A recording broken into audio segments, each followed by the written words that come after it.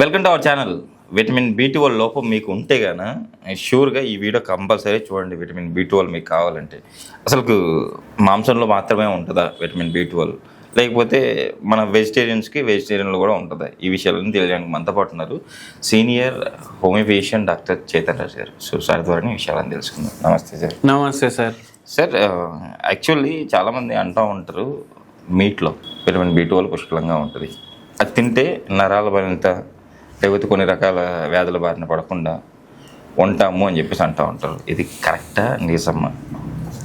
Vegetarians కూడా ఉన్నారు కదా లోకంలో. అవును సార్. వాళ్ళకు కూడా విటమిన్ B12 నార్మలే వస్తుంది కదా చాలా మందికి, అవునా కదా? మళ్ళీ మనం ఎట్లా అంటాం ఇట్లా ఓన్లీ నాన్ వెజిటేరియన్ ఫుడ్లోనే ఉంటుంది అనేసి, అంటే ఎక్కువగా ఉంటుంది అని చెప్పేసి అంటూ ఉంటారు. అవును, ఎక్కువ తీసుకుని కూడా మనకు చేసేది ఏముంది, మనకు సరిపోయినంత మనకు ఉంటే చాలు కదా. కానీ నాన్ వెజ్ తిన్న వాళ్ళకి కూడా కొంతమందికి విటమిన్ B12 లోపం వస్తుంది. అవును, అట్లా ఎట్లా వస్తుంది మళ్ళా? మీరే చెప్తున్నారు కదా. Yes, ఇప్పుడు కొందరు ఎట్లున్నారంటే వారంలో 7 రోజులు ఉంటాయి. Okay sir. వారంలో 7 రోజులు ఉంటే నాకు వారంలో 8 రోజులు నాన్ వెజ్ కావాలి అనేసి చెప్పేటోళ్ళు కూడా ఉన్నారు. ఓకే. మళ్ళీ వాళ్ళకే విటమిన్ B12 డెఫిషియన్సీ ఉంటుంది. Okay sir. ఎప్పుడు ఇట్లా మీరు ఒక కన్క్లూజన్కి రాకండి, ఎందుకంటే నేను మీకు ఎక్స్ప్లెయిన్ చేస్తా విత్ ఎగ్జాంపుల్. ఓకే. నేను పేషెంట్లకు ఏం చెప్తా, మీరు ఇంత నాన్ వెజ్ తింటే మీ బాడీ ఏమవుతుంది. ఇప్పుడు చిన్న చిన్న పిల్లలు ఉన్నారు, ఓకే, వాళ్ళు నాన్ వెజ్ తింటే వాళ్ళకు 50 ఏళ్ళకు వచ్చే ప్రాబ్లంలు 25 ఏళ్ళకు వస్తాయి. ఓకే. మళ్ళీ అన్నిటికన్నా పెద్ద నేను ఒకటి మీకు ఎగ్జాంపుల్ ఇస్తా. ఓకే. మీరు హైదరాబాద్లో ఉంటున్నారు, మీ దగ్గర 2 వీలర్ ఉన్నా 4 వీలర్ ఉన్నా, మీరు పబ్లిక్ ట్రాన్స్పోర్ట్లో పోయినా ఉస్మానియా దవాఖానాకి వెళ్ళండి. ఓకే. ఉస్మానియా దవాఖానాకు పోతారు కదా, అఫ్జల్గంజ్లో ఉంది దవాఖానా. అక్కడ జనరల్ వార్డ్ కన్నా పోండి, పోస్ట్ ఆఫ్ వార్డ్ కన్నా పోండి, 100 మంది ఉంటారు. 100 మందిని అడగండి, మీరు నాన్ వెజ్ తింటారా, మీరు నాన్ వెజ్ తింటారా, మీరు నాన్ వెజ్.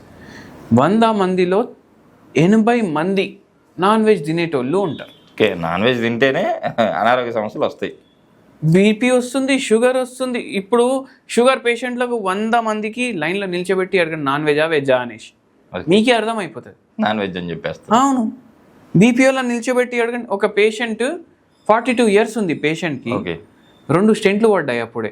ఓకే. ఆయనకు డైలీ తాగుడు కావాలి, డైలీ నాన్ వెజ్ కావాలి. ఓకే. ఇది ఎందుకు అవుతుంది అంటే అంత నాన్ వెజ్ కన్జంప్షన్. మనం ఎట్లా వండుతాం నాన్ వెజ్ బిర్యానీ అంటే దాంట్లో మాంసం ఒకటే ఉండదు, దాంట్లో ఫుల్ మీకు ఫ్యాట్స్ ఉంటాయి, ట్రాన్స్ ఫ్యాట్స్ ఉంటాయి, సాచురేటెడ్ ఫ్యాట్స్ ఉంటాయి. అది తింటే మీ కార్డియాక్ ఇవి బ్లాక్ అయిపోతాయి, అవునా కాదా? ఎథిరోస్క్లీరోసిస్ అయిపోతుంది మీకు. ఓకే. అండ్ అది మనం అవాయిడ్ చేయమంటున్నాం. మళ్ళీ B12 ఏడికి వెళ్ళి వస్తుంది డాక్టర్ గారు అనేసి మీ డౌట్ ఉంటుంది. Sir correct. ఇప్పుడు నాన్ వెజ్ ఓకే వదిలేస్తాం సార్ మేమంతా. మాకు వెజ్లో ఏమున్నాయి విటమిన్ B12 దొరికేటివి? మీరు ఏం చేయండి అంటే PPP. Okay. PPP full form ఏంటంటే పాలు, పెరుగు, పనీర్. ఓకే. ఏం చేయాలి అంటే పాల పదార్థాలు. ఓకే. కొంతమందికి పడవు కదా సార్ పాల పదార్థాలు. పాల పదార్థాలు పడలేనోళ్ళు హోమియోపతి మందులు వాడితే వాళ్ళకు పాల పదార్థాలు పడతాయి. Okay sir. ఇప్పుడు B12 డెఫిషియన్సీ ఉంటే నరాల బలహీనత చాలా మందికి అవుతుంది. కాళ్ళల్లో తిమ్మిర్లు, చేతుల్లో మంటలు, మొత్తం కాళ్ళు లాగుతున్నాయి. ఓకే. ఈ పేషెంట్ మన దగ్గర వచ్చిండ్రు. Okay sir. నాన్ వెజ్ తినరు, పాలు కొంచెం తాగంగానే కడుపు అప్సెట్ అయిపోతుంది. ఓకే. పెరుగు దూరం నుంచి చూడగానే వామిటింగ్ వచ్చేస్తుందంట. అంటే ఆయన ప్రకృతి అట్లా.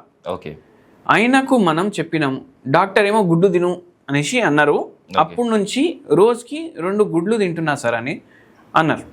అయితే నేను ఒకటి చెప్పిన, ఇప్పుడు మీ డాక్టర్ ఎవరు? ఇప్పుడు మీ డాక్టర్ నేను కదా, నేను చెప్పినట్టు మీరు వినండి. ఫస్ట్ గుడ్లు ఆపండి. గుడ్లు మళ్ళీ ఇంట్లో ఉన్నాయంటే పడేసేయండి, దానం చేసేయండి, వేరే వాడు తింటాడు.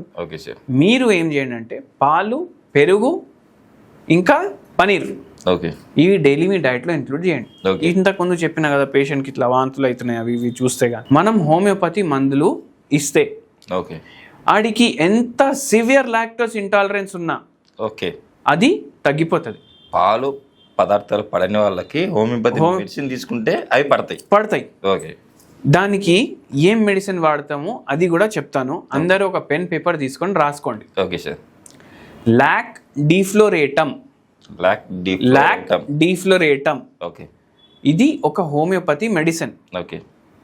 ఇది 0/9 పొటెన్సీ. ఓకే. రోజుకి 5 గోళీలు మీరు వారం రోజులు తీసుకుంటే మీకు లాక్టోస్ ఇంటాలరెన్స్ ఉన్నది తగ్గిపోతుంది. Super sir. ఇది హోమియోపతి బ్యూటీ. ఓకే. ఎంతో మందికి తగ్గింది. మన B12 డెఫిషియన్సీ ఉండి ఇట్లా ఈ పేషెంట్కి ఇచ్చినాక మనకు ఫోన్ చేసి చెప్పిండ్రు నెక్స్ట్ డే, ఓకే సార్ నేను ఎట్లా తింటున్నాను నాకే అర్థమైతే లేదు సార్ అనేసి అంటు. ఓకే. మళ్ళీ ఆయనకి ఇంకోటి చెప్పినాం, ఇప్పుడు మీరు పెరుగుతోటి సల్లచారు కూడా చేసుకొని తినండి, మజ్జిగ పులుసు చేసుకొని తాగండి, లస్సీ తినండి, ఇవన్నీ పెరుగు పదార్థాలు తినండి. పనీర్ ఏమో డ్రై రోస్ట్ చేసుకోండి. మీరు కొంచెం దాని మీద మిరియాల బుక్ని వేయండి, కొంచెం ఉప్పు వేయండి, కలిపేసి తినండి. మీకు చికెన్ 65 కన్నా టేస్టీ ఉంటుంది అది. Okay sir. అట్లా తినడం వల్ల మనకు ఏదైతే పాలు ఉంటుంది కదా, ఏదైతే పెరుగు ఉంటుంది కదా, ఏదైతే పనీర్ ఉంటుంది కదా, కీటో డైట్లలో కూడా వాడతారు. Okay sir. వెయిట్ లాస్ కూడా అవుతుంది దాంతో. ఓకే. చాలా మందికి తెలియదు. మీరు చికెన్ బిర్యానీ తినేసి వెయిట్ లాస్ చేసిన వాడిని చూసిండ్రా ఇప్పుడు వరకు? లేదు. కానీ మీరు చూడండి, గూగుల్ చేయండి, పనీర్ తిని వెయిట్ లాస్ ఎట్లా చేసుకున్నాను నేను అనేసి. ఓకే. చాలా మంది వస్తారు బయటికి. ఈ పేషెంట్కి ఎన్నో సంవత్సరాల నుంచి ఉన్న నరాల బలహీనత తగ్గిపోయింది. Okay sir. మన మందులతోటి. అండ్ B12 కూడా నార్మల్ రావడం స్టార్ట్ అయింది దాని తర్వాత. ఓకే. అట్లా మళ్ళీ మీరు ఇంకోటి అన్నారు, మళ్ళీ కొందరికి నాన్ వెజ్ తింటే కూడా ఎందుకు B12 తగ్గుతుంది, నరాల బలహీనత ఎందుకు వస్తుంది అనేసి. వాళ్ళకి ఎందుకు వస్తుంది అంటే, ఇప్పుడు షుగర్ వ్యాధి, BP వ్యాధి, మోకాలు నొప్పులు, నరాల బలహీనత ఇవన్నిటికీ కలిపేసి ఒక చిన్న డబ్బా గోళీలు తయారవుతుంది ఒక్క పూటకి. Okay sir. అవునా కాదా? అవన్నీ తినడం వల్ల ఏదైతే గట్ హెల్త్ ఉంటుందో అది డిస్టర్బ్ అయిపోతుంది. ఓకే. దాంతో అవి అన్ని సైడ్ ఎఫెక్ట్లు అయ్యి మీరు తినే ఆహారంలోకి వెళ్ళి అవి అబ్జర్వ్ కావు. Okay sir. దానివల్ల కూడా విటమిన్ B12 డెఫిషియన్సీ అవుతుంది. Super sir. సూపర్ అసలు నిజంగా ఈరోజు మన ప్రేక్షకులకి విటమిన్ B12 లోపం ఎక్కడి నుంచి వస్తుంది, పాల పదార్థాలు ఏవైతే ఉన్నాయో ఎలా తీసుకోవాలి, ఒకవేళ పడకపోతే హోమియోపతిలో చక్కటి మెడిసిన్ గురించి కూడా మన ప్రేక్షకుల కోసం ఎక్స్ప్లెయిన్ చేశారు. షూర్గా ఈ పద్ధతిని పాటించి విటమిన్ B12 లోపాన్ని అధిగమించి నరాల బలహీనత ఫ్యూచర్లో రాకుండా చూసుకుంటారని చెప్పి ఆశిద్దాం సార్. Thank you.